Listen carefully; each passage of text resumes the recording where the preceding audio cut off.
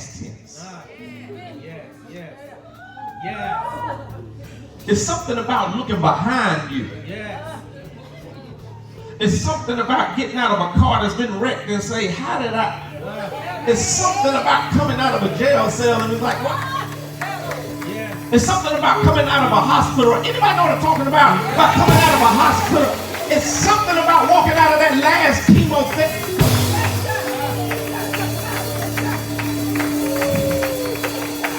It's something about coming out of a surgery and open your eyes.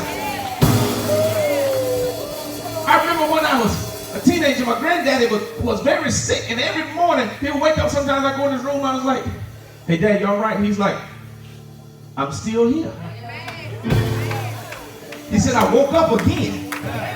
He said, can you believe all the stuff they said is wrong with my heart, and I still keep waking up?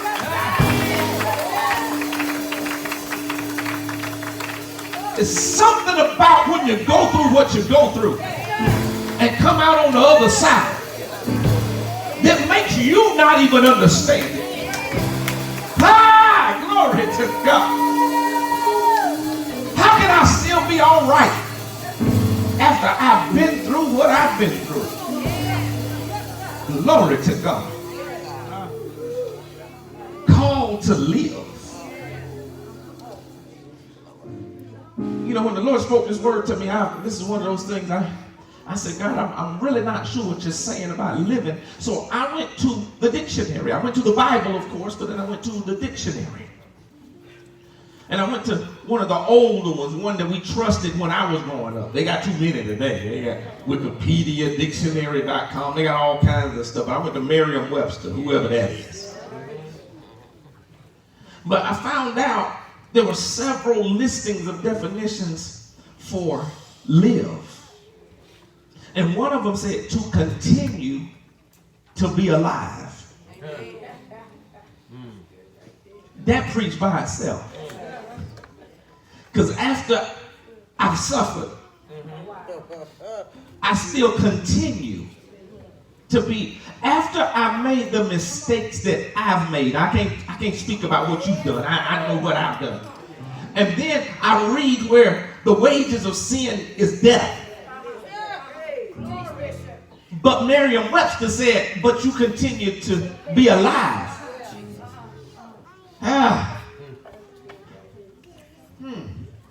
And watch this. Now, I don't know Merriam-Webster. I don't know if they were saved.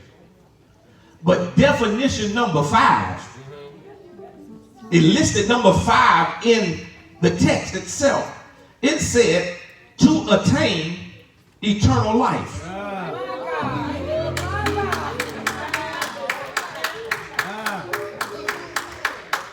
Now, I didn't say the Bible. I didn't say verse 5.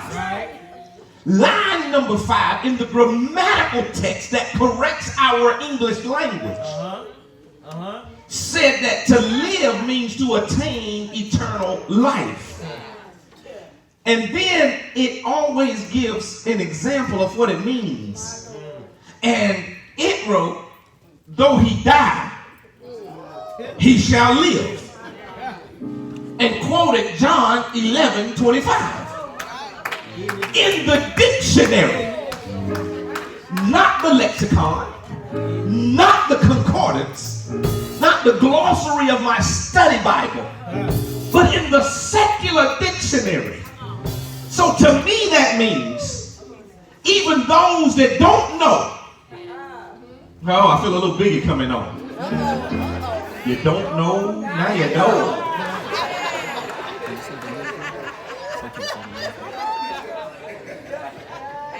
Brother. And then the one I wanted to focus on came out as number 8. Because I want you to understand the fact that to live means to have life. And the definition that it gave in number 8 says to have a life rich in experience. I want you to know to simply be alive is no longer good enough. I know some of you are just going through some stuff and you're saying you just want to make it. But God said that's not what I meant when I said life more abundantly. He said, I'm not looking for survivors. I'm looking for thrivers. I'm looking for somebody that's still moving and shaking even though you've been moved and shaken. All right. He tells us that to live means to have life. Now, there's a lot of people that have life in their bodies, but you're missing life in your life. I'll let that sit there for a minute. You got to get that, because I'm not trying to say something that sounds nice. I'm not trying to just give you something that sounds cliche, but however that is hashtagable. All right.